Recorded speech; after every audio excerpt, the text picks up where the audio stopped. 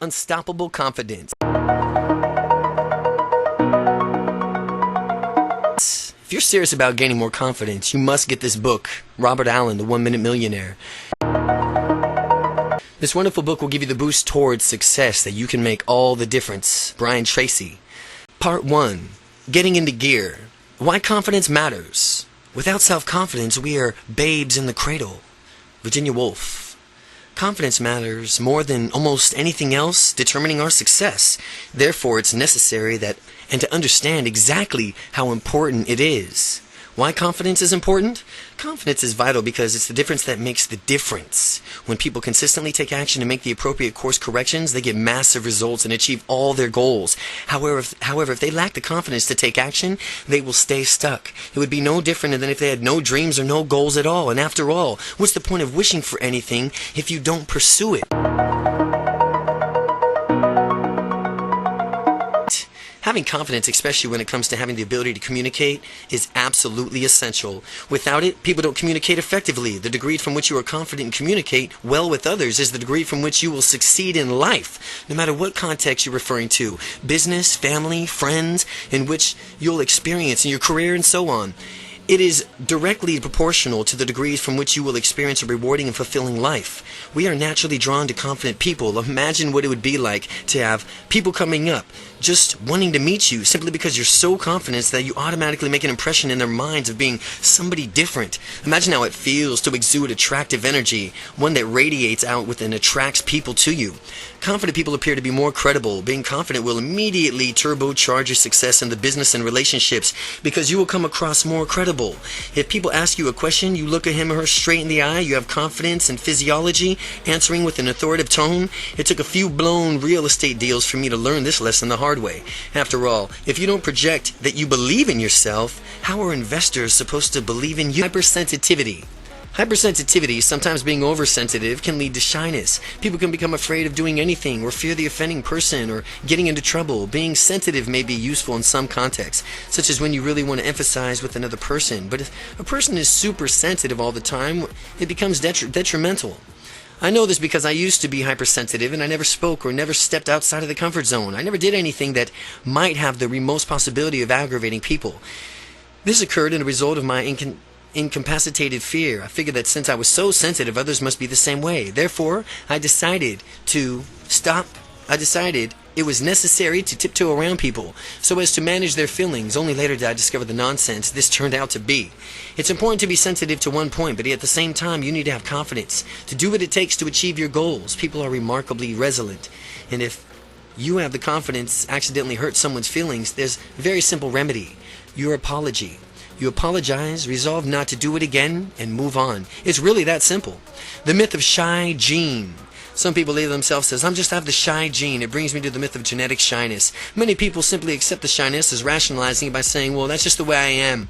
Or what a loaded phrase. Step back again. That's just the way I am. Or that's just me. That's who I am. What a loaded phrase. These people need to stop saying that as if they are chanting negativity reinforcing mantra. The real secret is broken affirmations that keeps people stuck. The affirmation every day and in every way I'm getting better and better. What about that affirmation? Every day and in every way I'm getting better and better. It's famous affirmation by Emile Coe. It's an early self-help pioneer, and I'm shy because that's the way I am. That's also an affirmation, but it should be appended with the statement, according to me. You can decide that you were born with shyness, sure, but you can also decide that you could break free from it. And the myth that person simply is or is not shy is one of the worst myths ever passed from a disempowered people to the other disempowered people. Believing that your parents were shy and that's what caused you to be shy is no excuse. The same goes for kids. People do not become shy automatically. They are born. There's no shyness gene. People become what they've learned to behave and act like in a certain way. When I was shy around people, it was because I was in the habit of looking at a person and thinking he or she won't like me. This was always left in my mind. I was feeling bad inside, picturing the person rejecting me and feeling immense and paralyzing fears. Well, that was simply the way I've learned to behave. I only knew one way of behaving, but fortunately, I found more choices. Your parents may or may not have influenced you to be shy, but that's different from the inflicting that you as some untreatable genetic disease, which is really what this means when people say, that's just the way I am. The truth about shyness is, let me tell you the truth and the myth of I'm shy. It's an excuse that enables people to stay stuck. It is not straight. Shy is not straight. It's the only way of acting. And if you cannot act one way, and if you can act one way, that means you can act another way too. Shy is a behavioral mode. It's not an adjective or it describes a person. It's actually a behavioral mode. And it's not a state of being. It's a way of acting. And if you can behave in a confident manner too, then you can behave in a confident manner too. You always have the choice. People locked into that I'm shy excuses, they don't realize that they have a choice. Consider this. If you could choose your identity, if you could choose the way you see yourself, would you deliberately label yourself as shy, as a person lacking confidence, as hesitant and anything less than glorious? Absolutely not. And yet that's unfortunately what so many people do when they say, I'm shy, or I'm just not confident, or anything else of that nature. Therefore, it's important to avoid the phrase I'm shy. Worse than saying I'm shy, though it's talking about shyness as if some sort of disease or disorder. Yeah, he has a case of shyness. He has a shyness disorder. Well, that's the most ridiculous thing ever. If you walk into a room of shy people and bug that's flying around bites me, I do become shy too. No, that's a downright absurd. People don't go walking around one day and go, they crumple up to the ground and then get diagnosed with shyness. The fear and F-E-A-R, fear. Have you ever watched kids play? They really don't know to dig in and thoroughly enjoy themselves. They really know how to dig in and thoroughly enjoy themselves. When they're having a good time, kids totally embrace whatever they are doing in the moment with joyful abandon. Kids are true dreamers. Children, in essence, have not been trained yet to their own limitations the way adults have. In fact, children enter the world with only two natural fears: the fear of falling and the fear of loud noises. Aside from these, all other fears are learned. Human beings are magnificent at learning. Because they have learned from fear things, aside from the only two natural fears, you can naturally empower yourself to move past your fear by learning new ways of behaving. A study is conducted among adults to research their greatest fears, and the fear of public speaking rated highest other than any other fear or of death. This is irrational. Being more afraid of public speaking than of death is a direct result of learning to fear something that does not need to be feared. Fear can be characterized in an acronym. Fear, meaning false evidence appearing real. False evidence appearing real. Fear. When people realize that public speaking is simply a process, not a life or death event, the false evidence disappears. With it and goes the fear.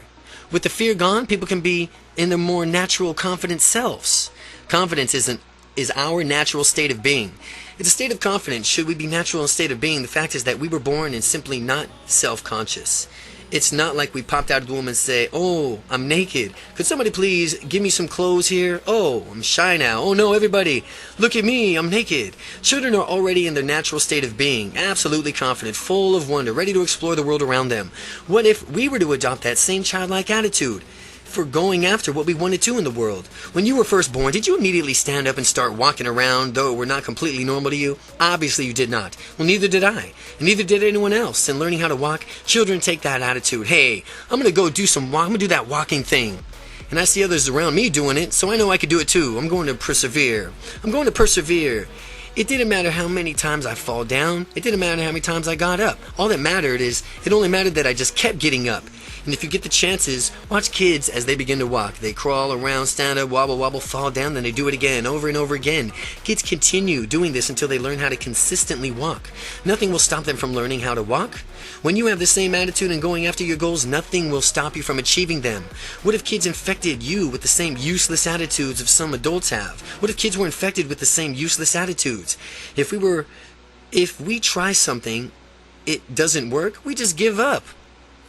We'd all have people who refuse to walk just because they didn't get up perfectly when they were kids. They tried it once and they didn't even work, or try it again, so they gave up and decided they weren't going to be walkers. Can you picture a little baby with his arms crossed, pouting, scowling intensely just because he took the lackadaisical adult attitude? If something didn't immediately work, then he just gave up? Can you imagine a little baby saying in a snooter manner, "Walking isn't for me, I do other things. I tried it once and it really was not cut out for me. Walking isn't for me." Kids kept going on until they mastered their skills. That's what they do. We as adults need to learn from them and keep that same attitude that kids have towards learning and walking.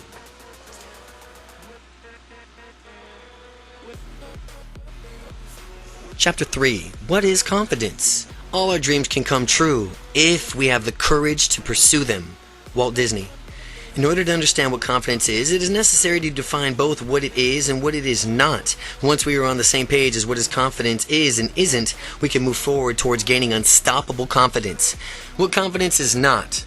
Confidence means different things to so many different people. Similarly, confidence also evokes certain feelings and automatic reactions within people. Before you go any further in shedding light on what confidence is, we'll discover what it is absolutely not. Arrogance versus confidence. Arrogance versus confidence. Sometimes arrogance is mistaken for confidence. They're not the same things, folks. Arrogance is either a honed reaction or an infectation. Whatever it is, it's definitely not something completely different. It's something completely different from confidence. Arrogance learns towards eliticism, being macho, showing off, and so on. Have you ever seen those really huge guys with bulging muscles, the ones who are overdeveloped to the point that they find it necessarily to thrust their chest out and swagger in the utmost cocky way? This is an example of arrogance, but not true confidence. It is from what they consider themselves better than everyone else solely because they're so large. True confidence comes from within, and when you realize you are confident, you do not feel the need to proclaim it to the world. Now contrast the example of arrogance with the following example of true confidence. Stop for a moment and consider the famous muscular movie star Arnold Schwarzenegger and Sylvester Stallone.